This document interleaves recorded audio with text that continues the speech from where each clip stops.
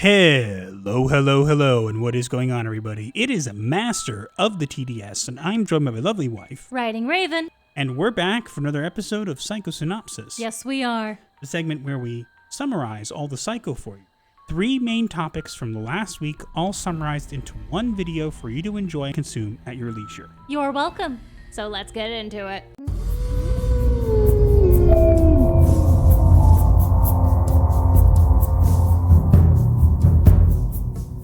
The flux.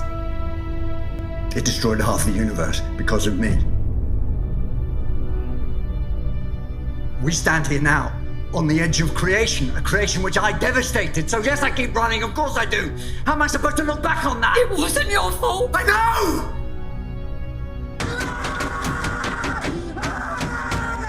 Did you miss me? Did you miss me?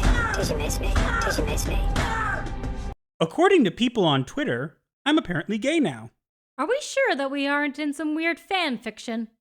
Doctor Who's woke approach featuring the Doctor expressing a change in sexuality and romantic interest in Isaac Newton is criticized as signaling the show's demise, especially with references to the Flux, making the episode Wild Blue Yonder DOA despite its classic adventure elements. No kidding.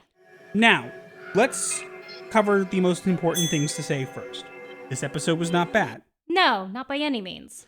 However, it did have some cringe moments. One of which is they race swapped. There's Isaac Newton makes an appearance in this, and they race swapped him for no reason whatsoever. And then the Doctor hints that he finds Isaac Newton hot, and Donna says, "Oh, I've always thought you're kind of gay," and then they got interrupted. But it's stupid.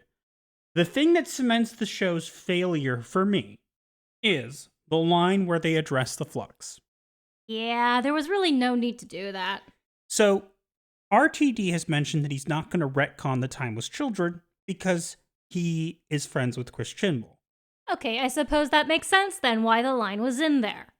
Yeah, but we were kind of hoping that he would just kind of not acknowledge it and just move on. Evidently, that is not going to be the case. Unfortunately. And that's why I feel the show is dead. Make no mistake, the other stuff being there is not the problem. The problem is that it's ham-fisted, but the issue is the writing hasn't gotten any better. This episode was okay, but that doesn't make the episode suddenly good. It's okay. True, and also, Isaac Newton was white. Whoever that was not Isaac Newton. I love how people are saying, oh, it's just an actor acting. Okay, so then the Nani actress they casted, it's just an actor acting, right? Or, sorry, an actress acting. Oh, wait, that's right. You said that you sent death threats to her. Because you thought she was too light-skinned. You can't have it both ways. No, you cannot. Especially when it comes to history. Now, we're going to address the one part of the episode that I liked. Wilf. Rest in peace, Wilf. Bernard Cribbins makes a return as Wilf. Now, everybody loved Wilf. We get to see a little bit of him towards the end, and it kind of gets interrupted, but he gets a nice kind of reunion scene. Will he be in the next part? I don't know. I know that Bernard Cribbins passed away very soon after filming that scene. I don't know if he's going to be in the rest of it. He might not be. They did have Donna referencing Wilf getting to see the Doctor one last time. So maybe that is the last time we get to see Wilf. But it was still a nice scene. Well, yes, but I was saying that because Bernard Cribbins was old, I don't know if he got to film any more than that scene. Oh, I see. So, because from what I heard from an interview with RTD, apparently they were happy to get him back for that, and he was 93 at the time, keep in mind. True. They did have a nice little tribute to him at the end, in loving memory of Bernard Cribbins, which is nice. Yes, at least they managed to do that. That is something they did that was respectful, so good for them on that. The biggest problem right now is that they continue to cater this show to the weirdos on Twitter who will scream and shout about how happy they are that it's referencing them, but if they watch it all, will pirate it and not actually go do it and won't buy any of the merch either. Yeah, no. I don't even know if there will be any more merch. I don't know. I already had people coming after me about it, basically saying, look, he kissed Jack Harkness, and look, he kissed Rory, so that's fine. You guys are taking things out of context. You make it very clear that all you've done is read wiki entries, and now you feel like you're a fan. You're not. No. You can like the show for what it is. That's fine. But stop trying to gaslight people who have been around longer and have been fans longer than you ever will be. Yes, please do us all a favor and just shut up. Like the show for what it is, but don't try to force it down our throats. You're not fooling anybody. No! God, please, no! No! No! No! Where's Azazel? You are not the father.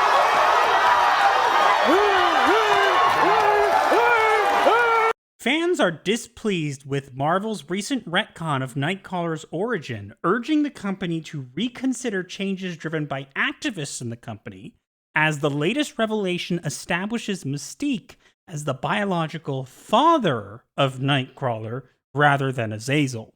And not Mystique being his mother. Which, again, keep in mind, that was always something that was implied and always kind of confirmed that Mystique was the mother of Nightcrawler. Yeah, for the longest time. Azazel being the father to explain why he looks the way he does is something that's more recent. To be fair, people didn't really like that change either. We got to acknowledge that. Yes. But that was more believable than this. First off, let's talk about the art.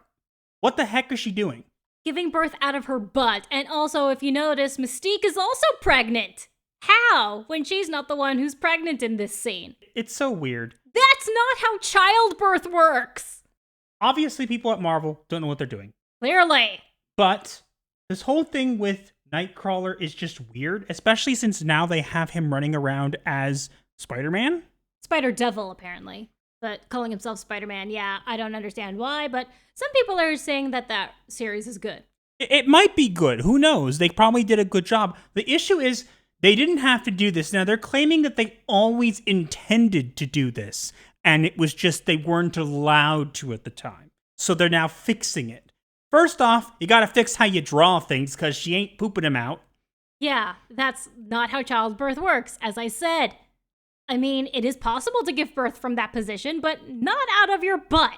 Now, to be fair, it's possible that someone just got the proportions wrong. We gotta at least give them credit for that. It's possible. It's definitely possible.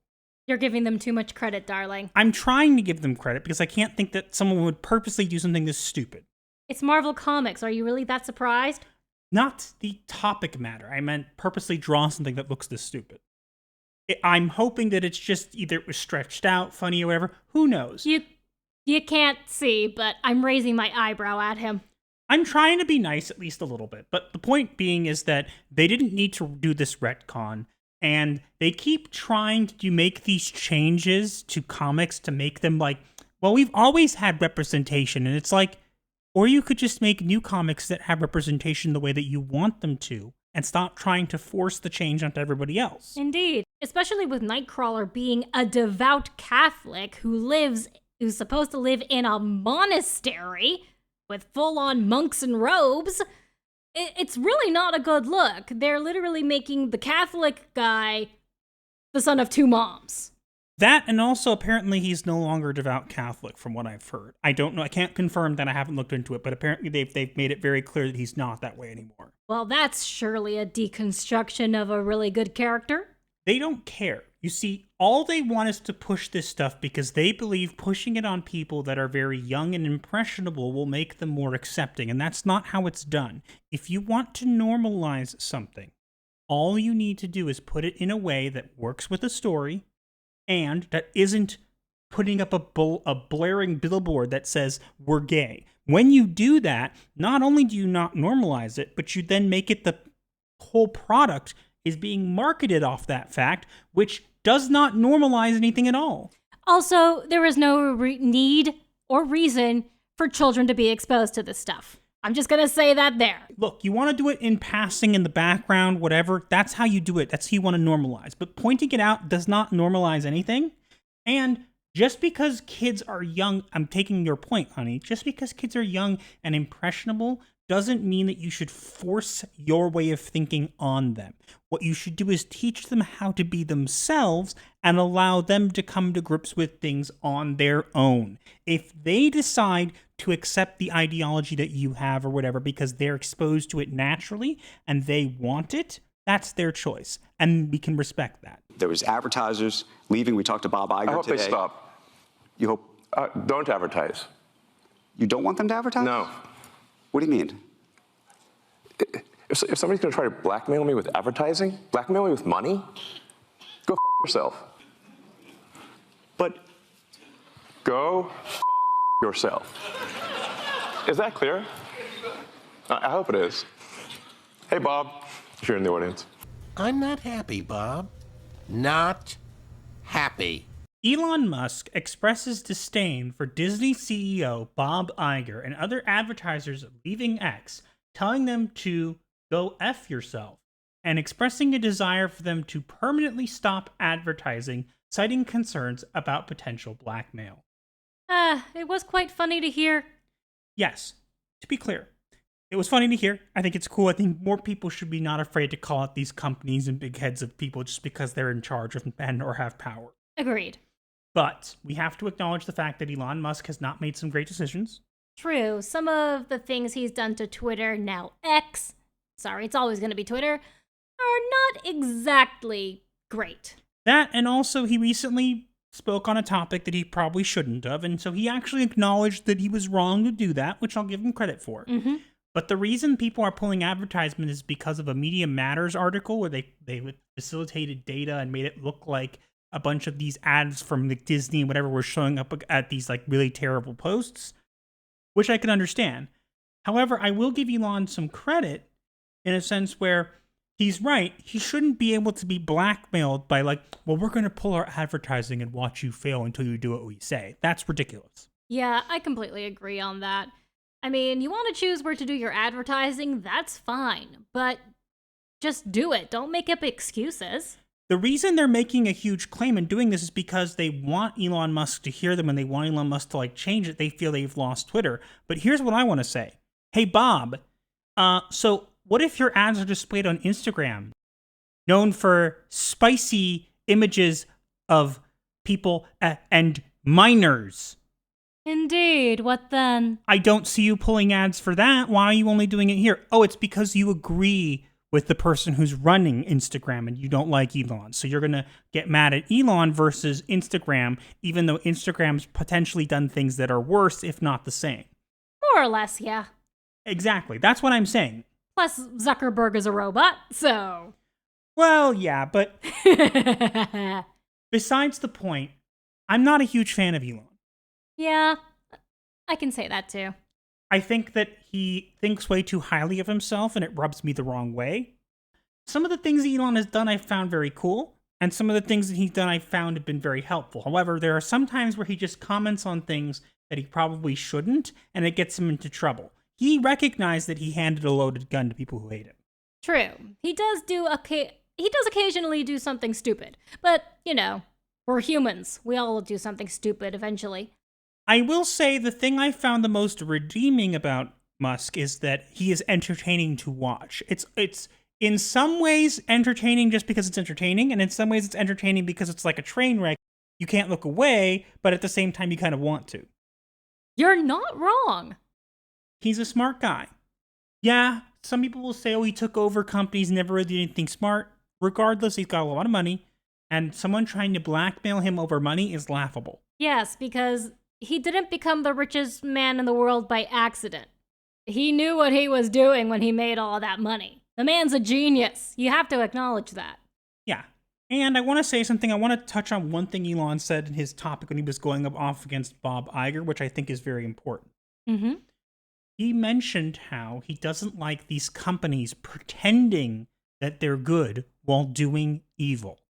Oh, yeah. He basically did a whole actions speak louder than words kind of thing. We have to acknowledge the fact that Disney has done this. They've gotten involved in a lot of different things. And we're not just Disney. There's plenty of other companies who have done it too. Yes.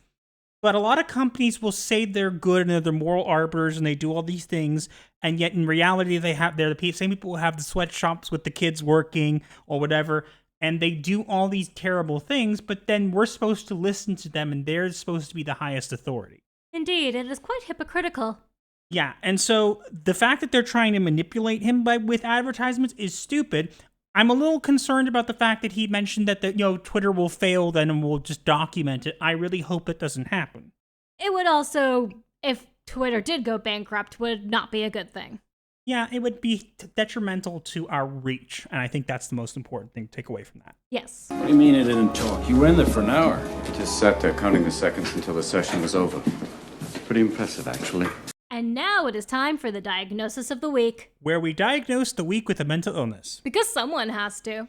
And we have a great diagnosis for this week. Do tell. The diagnosis for this week is savior complex. Please explain. So savior complex is an attitude and demeanor in which a person believes they are responsible for assisting other people. A person with a savior complex will often experience empathetic episodes and commit to impulsive decisions such as volunteering, donating, or advocating for a cause. This relates to the current day topics as follows. For example, RTD is taking Doctor Who in a direction he feels he must to save the younger generation from being ists and phobes. Changing Nightcrawler's origin to be an LGBTQ romance is again trying to push this stuff on others in order to educate and save them. And Elon Musk is being blackmailed in an attempt by companies to save Twitter from his evil clutches and teach him to do better, Senator. I couldn't resist. Yeah, I don't blame you. But we see this a lot. These people think that they have to be the saviors. They have to save us. They have to make sure that we learn to be better than other people to save the generation. And they don't. Again, believe what you want, but stop trying to force beliefs on others. If you want people to believe what you want to, you need to convince them, not bash them over the head with it. If you bash someone over the head with your beliefs, what you end up with is a person who's been knocked out and doesn't hear a word you're saying. Versus if you convince somebody, teach them, have them be open to it, that's when you can create real change. Until these companies stop trying to be saviors, they will never be able to truly save themselves. And that's why I feel this is a great diagnosis for this week. I agree. That is all we have for this week. Let us know what you think in the comments below, and also make sure to like, share, comment, and subscribe with notifications on so you do not miss your weekly therapy session. Or you will be charged. Feel free to join the channel or leave us a super thanks. Any money contributed to the channel is going to be used for the channel. And also feel free to check out all of the links in the description below. But for now, Gothic Therapy out.